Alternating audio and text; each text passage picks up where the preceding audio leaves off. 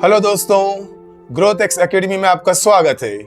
आइए एक और कहानी सुनते हैं। लगभग 400 साल पहले की बात है। जापान के किसी गांव में एक जैन मास्टर रहा करता था, एक जैन संत।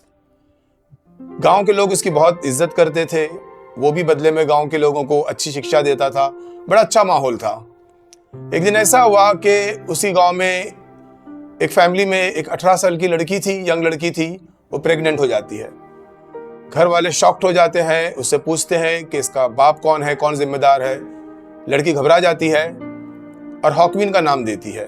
हॉकविन जो जैन मास्टर है। घर वाले, मोहल्ले वाले शॉक्ड होके हॉकविन के पास जाते हैं और कहते हैं कि हमारी लड़की ने आपका नाम लिया है। तो हॉकविन उनको देखता है और सिर्फ इतना कहता है, इज दैट सो? क्या ऐसा? घर वाले वापस आ जाते हैं। लोग उससे बात करना बंद कर देते हैं। जैन मास्टर से ना कोई मिलने जाता है। सारे लोग उससे नाराज हो जाते हैं और वो अकेला उस घर में रहता है। कोई इसे खाना नहीं देता है, कोई इज्जत नहीं करता है, वो खामोश रहता है। फिर जब उस लड़की को बच्चा होता है, घर वाले उस बच्चे को हॉकविन के पास लेके आते हैं और कहते हैं कि ये आपका बच्चा है, इसे आप पालोगे, हम क्यों तकलीफ उठाए और खर्च उठाए। मास्टर हॉकविन उनको देख के कहता है, इज दैट सो? अच्छा ऐसा? वो बच्चे को पालता है। विकिपीडिया में कहानी बड़ी डिटेल में लिखी है कि उसको तकलीफ भी होती है पालने में। छोटे बच्चों को पालना आसान नहीं होता है। 1 साल और गुजर जाता है। उसके बाद लड़की को अचानक बहुत गिल्ट होता है। वो अपने पेरेंट्स को सचमुच बता देती है कि किस लड़के से उसका अफेयर था और हॉकविन उसका जिम्मेदार नहीं है। अब घर वालों को बड़ा अफसोस होता है। वो बहुत ही शर्मिंदगी के साथ हॉकविन के पास जाते हैं, उससे माफी मांगते हैं कि हमारी लड़की ने सब कुछ सच बता दिया। अब ये बच्चे हमें दे दीजिए, हम पालेंगे, आप क्यों तकलीफ उठा रहे हो। हॉकविन उनकी तरफ देख के कहता है, इज दैट सो? क्या ऐसा है?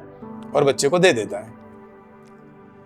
कुछ वक्त में अब गांव वाले हॉकविन की और इज्जत करते हैं कि इतने बड़े मैटर को उसने कितनी खूबी से सुलझा दिया, समझा दिया, बजाय इसके कि उसने रिएक्शन किया। उसने कुछ नहीं कहा। उसने ऐसे भी नहीं कहा कि हाँ मैंने किया।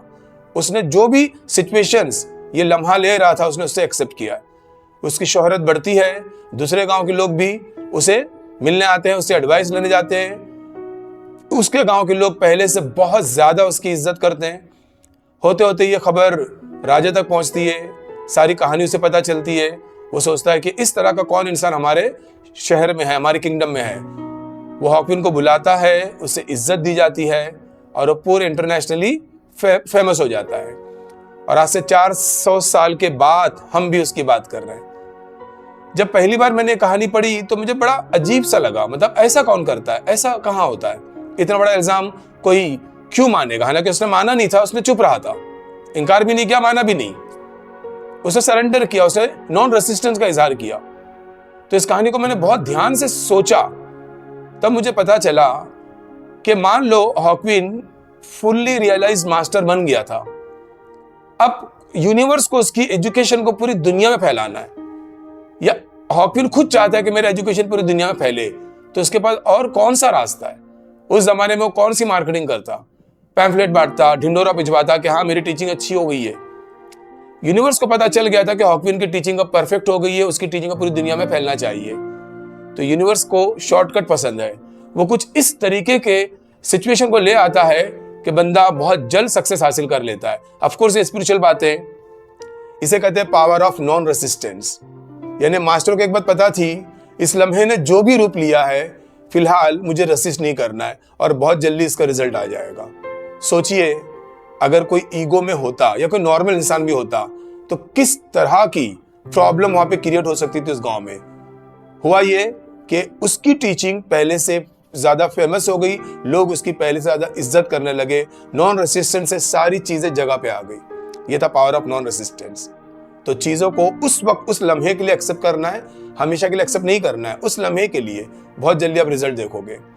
एनीवे, स्वागत है आपका डेली यूज सेंटेंसेस के चैप्टर नंबर 11 में, 11 में। और हमारा आज का टॉपिक होगा मिसलिनियस। यानी कि अब जो सेंटेंसेस होंगे वो मिले जुले होंगे, उसमें कोई पर्टिकुलर टॉपिक नहीं है। इससे पहले हम एक पर्टिकुलर टॉपिक पे सेंटेंसेस देख रहे थे।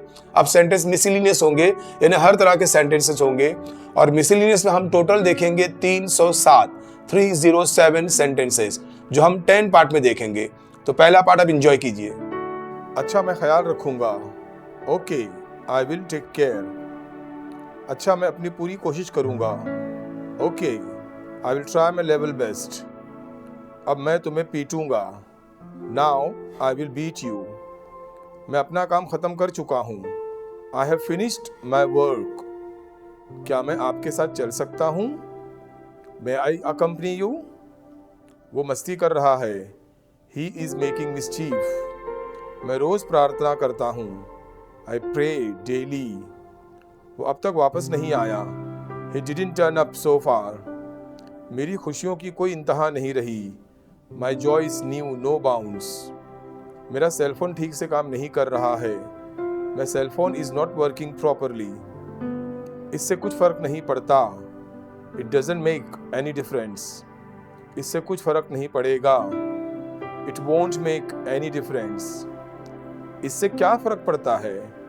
What difference does it make? क्या इससे कोई फ़र्क पड़ता है? Does it make any difference? Hello दोस्तों, तो ये था मिसलिनियस टॉपिक का चैप्टर नंबर 11 का पहला पार्ट। आप इस सारे सेंटेंस को लर्न करिए एंड ऑफ कोर्स उसको इस्तेमाल कीजिए। चैनल को अगर अभी तक आपने सब्सक्राइब नहीं किया है तो कर लीजिए ताकि अगले वीडियो की नोटिफिकेशन आपको मिलती रहे। See you in the next video.